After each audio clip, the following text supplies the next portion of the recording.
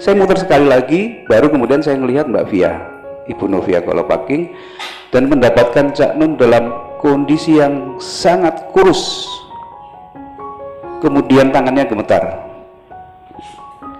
Nah, waktu itu, loh Cak, gue kenapa loro?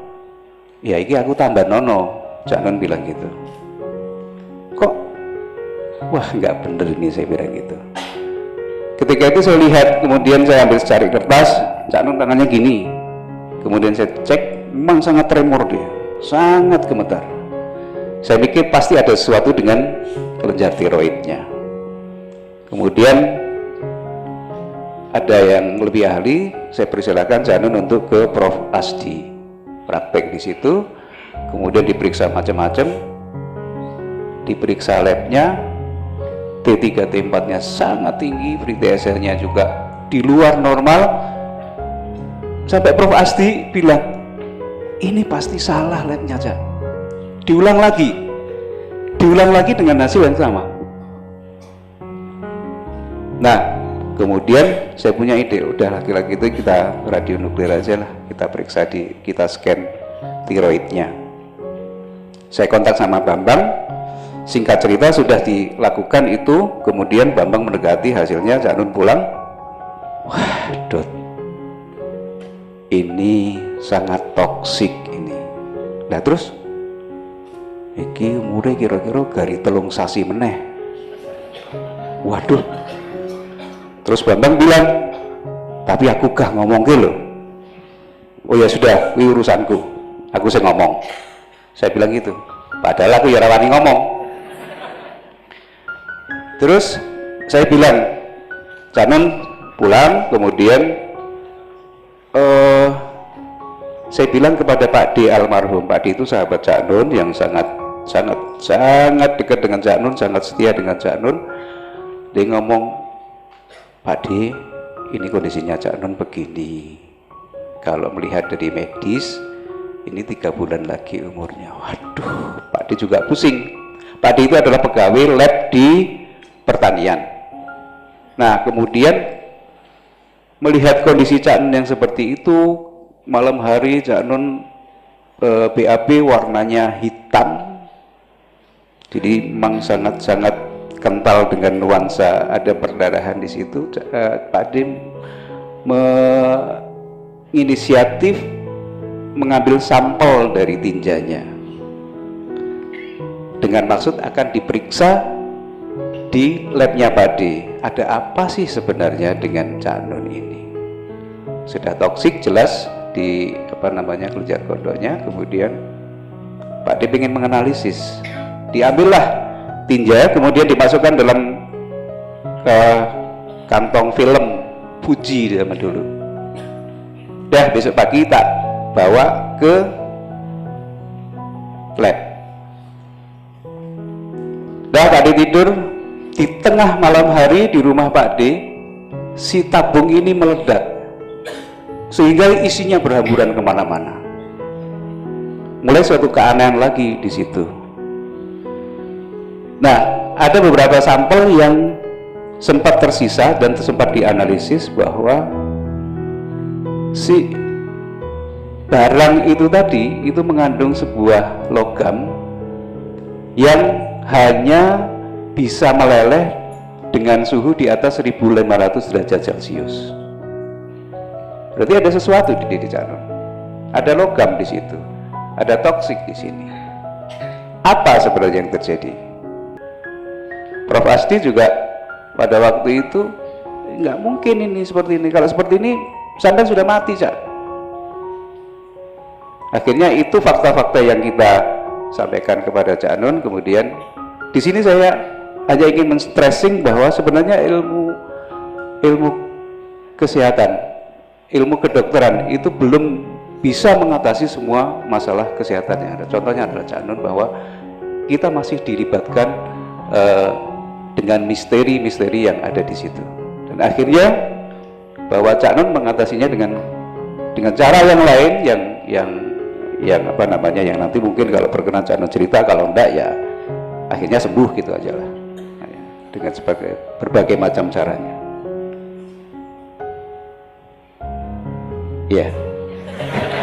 Arah mari tidak sampai sini, akhirnya sembuh gitu aja. Kayak ini karena terlanjur cerita, saya mohon izin dan minta maaf, ini diceritakan sebenarnya sudah 15 tahun yang lalu ya, dan itu panjang ceritanya, tapi pokoknya begitu lab hasilnya seperti itu, dan di Sarjito gambarnya kan hitam pekat sini ya, jadi di leher ke bawah itu sudah ibaratnya wis bumi hangus sudah.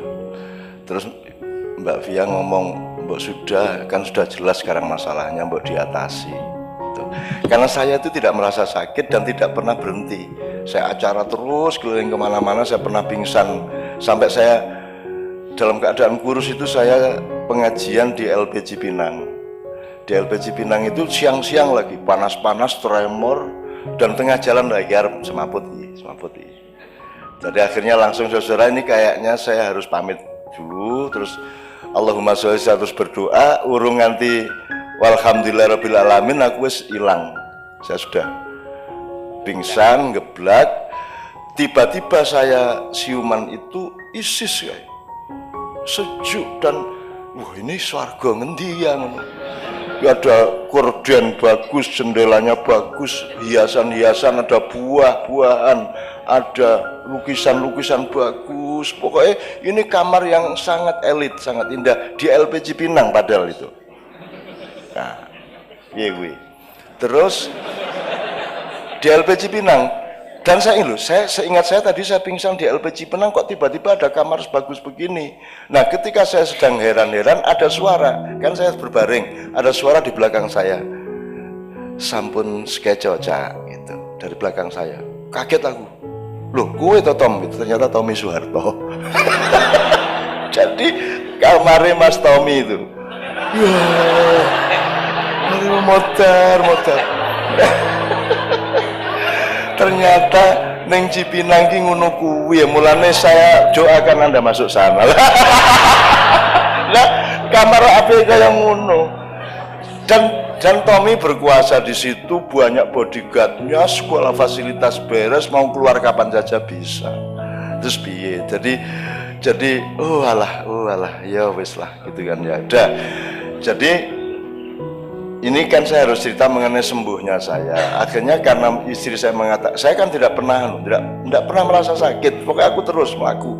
Wong puasa saya puasa. Saya workshop sama anak kecil-kecil 500 orang, Melayu tahu. Aku santri di Bojonegoro, tajak latihan ekspresi, latihan muhadhoroh, latihan apa supaya kowe iki kudu iso dadi wong, kowe kudu iso punya determinasi, harus kerja.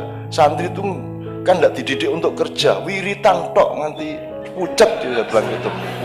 Belajar nyambut gawe, ayo bertani ke kerajinan apa, tak ajak pelayon kayak semaput aku mas, aku ini poso awakku. Berat badan saya 46, saya kan sekitar 70 lah, 46. Ya semaput lagi, jadi saya sekian kali semaput. Terus akhirnya Mbak Via mengatakan, kan sudah jelas, kan saya punya intel juga, saya selidiki ini ada apa, akhirnya sudah jelas semua masalahnya, dan semua sudah saya maafkan. Saya tidak pernah marah, saya tidak pernah dendam, saya bersyukur kepada Allah, saya milik Allah. Akhirnya sudah malam itu saya melakukan upacara dan saya sembuh paginya, dan kemudian saya langsung gemuk ya, jatuh, aku lemu kae, begitu lemu loh, kak aku lemu iki, konco-konco loh, dah cak, gue jane atine kok isi urip ngono kita jan-jane ning ora wani ngomong ya Dut ya. Kira-kira itu. Nah, Bapak-bapak sekalian, Anda saya kira juga tahu bahwa kesembuhan bukan milik dokter. Dokter adalah petugas ikhtiar, orang yang dengan ilmu mengupayakan pengobatan.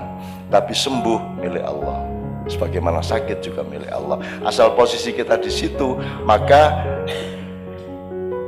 ketidakmungkinan secara ilmu medis itu tidak sama dengan tidak sembuh, kan begitu. Bisa ada kesembuhan yang kita bisanya ajaib ngomongnya. Ya saya mengalami itu. Wong saya itu cuman melakukan sesuatu yang radikal malam itu. Put. Udah sembuh saya. Udah wis wani aku wis wani ngomong. Dan itu mendadak. Hanya cukup 1-2 jam malam itu, paginya saya sudah beres gitu. Nah, sampai hari ini saya belum pernah bercerita apa yang sampean lakukan dalam 1-2 jam itu. Ya, kapan-kapan harap meguru. Langsung disaut, wah, tak langsung tahu beliau. Ya, percuma kalau ke depan suruh diam saja. Ya, ya memang. Kapan sampean mau rela menceritakan pada ini kan banyak dokter-dokter sing sok rumangsa iso nambani Cak. Nah, sampean rela untuk menceritakan yang 2 jam itu. Kapan?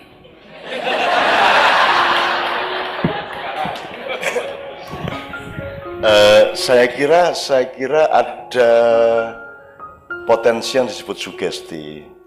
Ya kalau cari substansinya kan manusia itu khalifah.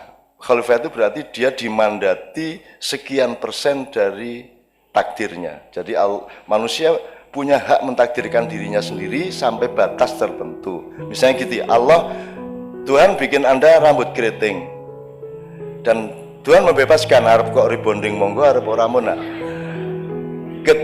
Hak rebonding itu ada pada manusia, demikian juga terhadap sakit. Dan terserah Tuhan caranya menyembuhkan. Jadi kalau dalam Islam ada yang namanya zam-zam. Zam-zam itu suatu anomali yang menerobos ilmu. Jadi zam-zam itu sama Allah diperintahkan, zam-zam, kamu sembuhkan orang yang meminummu sesuai dengan permintaannya. Nah, zam-zam itu tidak bisa menyembuhkan, dia cuma sarana dari kehendak Tuhan untuk menyembuhkan sesuai dengan permintaan. Jadi ibu-ibu Pak sekalian, tolong jangan salah, saya ini tiap hari nyebul banyu itu 200-an lah. Jadi uang teko nggo banyu, ibune lara kanker, bojone ilang, anake minggat. Wis kuwi pokoke nggo banyu tak sebul. Dan saya terus disuruh ndak nyebul. Terus bagaimana orang yang mengharap ke saya? Ya. Kemarin dari waktu hari raya dari Tegal datang. Oh, problemnya macam-macam. Ono sing wis rakyat kecil. Jadi aku iki pokoknya penggaweanku kaya dukun kae. Jadi kalau antri di acara itu Pak, antri di acara itu bisa 1000 orang antri dan semua saya sayangi, semua saya senyumi. Sampai orang pertama sampai orang ke-1000 saya tidak akan berkurang energi saya untuk menyayangi mereka. Dan tak ladeni wis kowe ngopo wae wis. Ono sing nek ndekep ta biasa nek salaman ngambung tangan tak ambung genti tak rangkul. Terus nanti ndekep awakku. Jadi ada beribu-ribu gambar di mana orang tuh saya peluk di sini. Kui belum aneh. Nanti ada yang minta begitu teko nang aku, tanganku dicekel, diusek-useki rambutnya. Nah, deh. Meneh. Terus ada lagi. Pokoknya aku diusap mungkin. Sampai misal terus dia gini. Nah, ada lagi ya yang ngapa? Dia ini ngapa? Kaplok ya. Wah, gitu. Wah, matur nuwun gitu. Udah pergi. Coba ada yang jadi yang minta dikaplok itu ya sekitar 10% lah. Ono mana jalan diketak ngene. Apa iki? Ketak Cak. Dia. Wes aku saya apa yang saya lakukan? Saya gini, ya Allah, Engkau yang mendatangkan mereka dan Engkau yang memberi ide kepada mereka untuk memerintah saya melakukan apa. Saya lakukan apa yang Engkau perintahkan, tapi Engkau yang bertanggung jawab. Betul enggak, Pak? Betul enggak? Rasional enggak? Karena toh saya tidak mampu menyembuhkan, saya itu cuma melakukan apa yang Allah perintahkan. Allah yang bertanggung jawab menyembuhkan, kan gitu. Dan saya ngomong gitu betul-betul. Sampai sing iso sampean. Lha apa ono wong sampe tekan. Ono saiki Mas bertambah modusnya. Salaman cek terus ini. Apa piye? Idone. Idone. Tak idone Mas. As aku gak angel-angel. Ngono ae kok repot. Wis tak idone ngono ae. Ono meneh sing wis pokoke ambung tak ambung pipine. Terus dhek ngambung pipiku. Terus wis apa wae. Iki sing paling medeni iki sing nek meteng iki. Datang Cak, iki bojoku wis 6 tahun durung meteng. Terus karepmu piye? Aku kon ngetengi. Ya iki, Pak. Aku kan ya Allah rakyat, ini semua peristiwa kemesraan. Saya mohon para dokter mesra sama pasiennya, karena itu sumber utama penyembuhan, bukan mesra secara pribadi, mesra secara ketuhanan dan sosial. Jadi kita iklimnya itu iklim kemesraan, itu akan cepat membuat Tuhan menyembuhkan pasien kita. Ya, kui ono meneh sing nek wis meteng kae, wah kuwi aku sing paling seneng ki nek wis wong meteng diterke bojone sing ngene iki terus Cak, tolong Cak, anak saya diusap, didoakan gitu. Wis gitu set. Ya sudah, tapi kan semua percaya, semua tidak di pengajian saya pun tidak ada beda laki-laki dan perempuan, tidak ada batas. Dan ojo meneko etnik, ojo meneko agama, lanang wedok campur masalah, karena di dalam kemesraan yang spiritual sifatnya tidak ada perempuan. Lagi perempuan itu urusan bojo ning omah. Begitu keluar rumah kita tidak perempuan, kita dekan, kita manusia, kita konsumen, kita produsen, tidak lagi perempuan itu urusan bojo, Pak. Nah di pengajian saya campur, tidak ada masalah. Karena tidak ada yang sadar kalau dia laki-laki, tidak ada yang sadar kalau dia perempuan. Nah enak tak Bu? Nah enak tuh. Nah iki jadi sembuhnya tadi itu karena saya mesra. Ya Allah, kalau memang aku masih harus cuman gini loh Pak, sugestinya itu saya silakan menentukan sendiri. Misalnya kalau orang wiritan, Kiai mengatakan baca Al-Waqiah ping 700. Saya dulu bertengkar sama Gusmi Waliullah itu almarhum, karena saya sering menangani pasien bersama. Gusmi selalu sarannya itu abot, moco Yasin ping 300 modar piye, Yasin pisan urung kelakon kok ping 323 ora iso Gus, ngono ora iso. Jadi saya sering nangani bersama tapi bantah-bantahan, Gus ora ojo, gue burung karena iso maca Quran Yasin ping 333 modar piye, apa meneh Al-Waqiah ya to, wangel banget. Terus ping 100 punjul ra iso. Saya selalu ngasih yang pendek, 1-2 kata yang mudah dihafalkan. Berapa kali itu tergantung intensitas hatimu. Allah yang menentukan. Oh anak ini sungguh-sungguh belum baca sudah dikabulkan, bisa juga. Nggih mboten? Karena yang penting cintamu kepada kehidupan, cintamu kepada Allah, dan kepercayaanmu kepada kehendak Allah dan kasih sayang Allah. Allah maha dermawan, maha penuh kasih sayang, tidak tergantung jumlah. Tuh. Nah, itu contohnya Pak. Dalam 1-2 jam itu saya mengeksplorasi kemesraan dengan Allah. Saya eksplorasi benar-benar. Jadi misalnya gini, sampean mau beliin istri mobil, mesake bojoku iki isih motoran, mongko ya wis dosen wis suwe misal gitu ya.